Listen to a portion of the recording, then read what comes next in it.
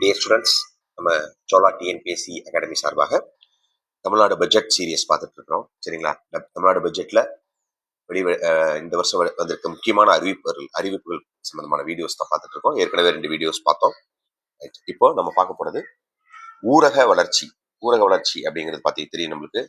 Rural development அப்படின்னு சொல்லுவாங்க. சரிங்களா? ஊரகப்புற வளர்ச்சிக்காக இந்த பட்ஜெட்ல என்னென்ன மாதிரியான அறிவிப்புகள் வெளிவந்திருக்கு அப்படிங்கிறத நம்ம பார்க்கலாம். சரிங்களா? ரைட். ஃபர்ஸ்ட், கலைஞரின் கனவு இல்லம் திட்டம். அதாவது இந்த ஸ்கீம் பொறுத்தவரையிலும் ஒரு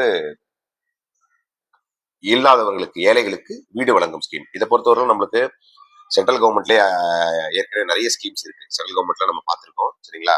ரைட்.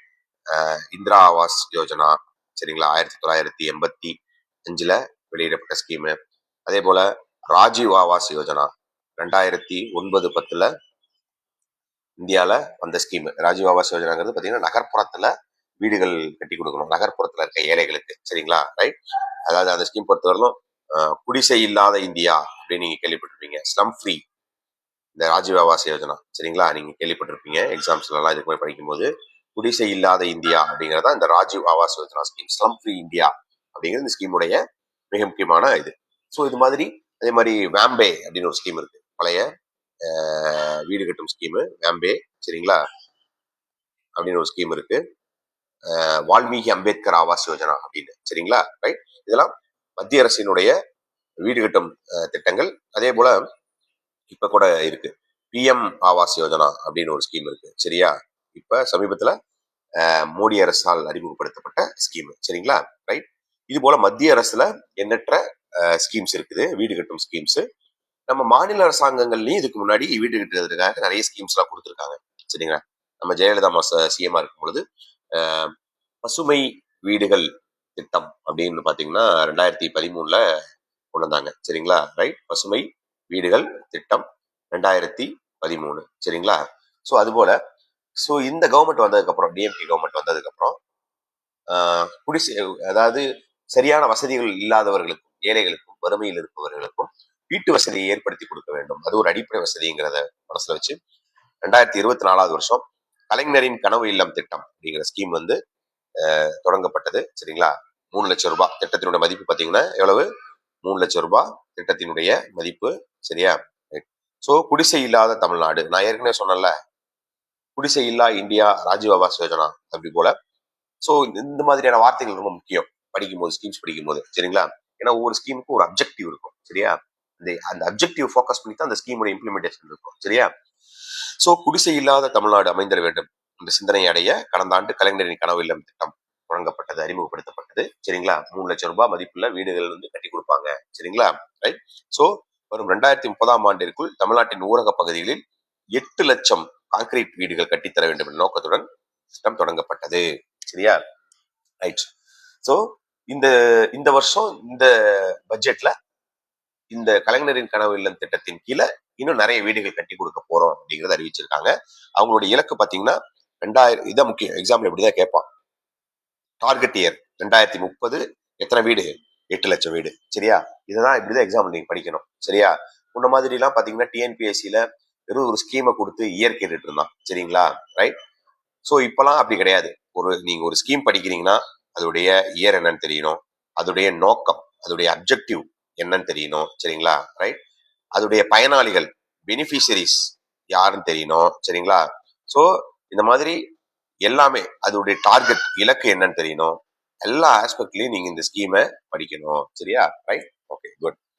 சோ இந்த கலைஞரின் கனவு இல்லம் திட்டம் அப்படிங்கிறது அரசாங்கத்தினுடைய முக்கியமான பிளாக்ஷிப் ஸ்கீம். சரிங்களா? அரசாங்கத்தினுடைய முக்கியமான பிளாக்ஷிப் ஸ்கீம். பிளாக்ஷிப் ஸ்கீம்னா நிறைய பேருக்கு தெரியுதுல, இந்த வார்த்தையை யூஸ் பண்றாங்க அப்படின்னா, அரசு மிக அதிகமாக முன்னுரிமை கொடுத்து மக்களுக்கு ஒரு பெரிய அளவுல, அதிக அளவிலான பயனாளிகளை கவர் செய்வதற்காக, ரீச் செய்வதற்காக கொண்டு வரக்கூடிய ஸ்கீம் தான் பிளாக்ஷிப் ஸ்கீம் அப்படின்னு சொல்றோம். இப்ப காலை உணவு திட்டம் ஒரு பிளாக்ஷிப். சரிங்களா? அதே போல இந்த மாதிரி அரசு முன்னெடுக்கிற ஸ்கீம் கலைஞர் மகளிர் உரிமை தொகை ஒரு பிளாக்ஷிப் ஸ்கீம். சரியா? ரைட். இது போல இந்த கலைஞரின் கனவு இல்லம் திட்டமும் அரசாங்கத்தினுடைய முக்கியமான பிளாக்ஷிப் ஸ்கீம். சரியா? Right, good. சோ இந்த கலைஞரின் கனவு இல்லம் திட்டம் 2024 தொடங்கினாங்க. இதோடைய முக்கியமான நோக்கம் குடிசை இல்லாத தமிழ்நாடு. சரியா? இதோடைய டார்கெட் இயர் 2030. எத்தனை வீடு கட்டி கொடுக்கணும்? 8 லட்சம் கான்கிரீட் வீடுகளை கட்டி குடிக்கணும். அதுக்கப்புறம் எவ்வளவு இதோடைய வீடுடைய மதிப்பு? 3 லட்சம் ரூபாய் மதிப்புள்ள வீடு. சரியா? ரைட். யார் இதோடைய டார்கெட் பெனிஃபிஷரிஸ்? வறுமை நிலையில் இருக்கிற மக்கள். சரியா? வீடு இல்லாத வறுமை நிலையில் உழல்கின்ற மக்கள் தான் இந்த ஸ்கீமுடைய பெனிஃபிஷரிஸ். சரியா? அடுத்தது முதல்வரின் கிராம சாலைகள் மேம்பாட்டு திட்டம். சரியா? முதல்வரின் கிராம சாலைகள் மேம்பாட்டு திட்டம் ரொம்ப முக்கியமானது. தமிழ்நாட்டினுடைய கடைக்கோடி குக்கிராமங்களை சென்றடையும் வகையில் தரமான சாலைகளை உருவாக்கிடும் வகையில் இந்த ஸ்கீம் அறிமுகப்படுத்தப்பட்டது. 2025-26 இந்த ஸ்கீமுக்கு எவ்வளவு டார்கெட் கொடுத்திருக்காங்க? 6110 கிலோமீட்டர் நீளமுள்ள கிராம சாலைகள் கிட்டத்தட்ட 2200 கோடி ரூபாய் அளவில் மேம்படுத்தப்படும் அப்படின்னு சொல்லியிருக்காங்க. சரியா? சோ முதல்வரின் கிராம சாலைகள் மேம்பாட்டு திட்டம், அதாவது ரோட்ஸை பொறுத்தவரையிலுங்க, மெயின் ரோட்ஸ் அதாவது ஹைவேஸ் பொறுத்தவரையிலும் நெடுஞ்சாலை துறையால அந்த சாலைகள் போடப்படும். சரி, நம்மளுக்கு தெரியும். சரியா? ரைட். நெடுஞ்சாலை துறைகள் பெரிய பெரிய நகரங்களை இணைப்பதற்காக இந்த சாலைகள் போடுவாங்க.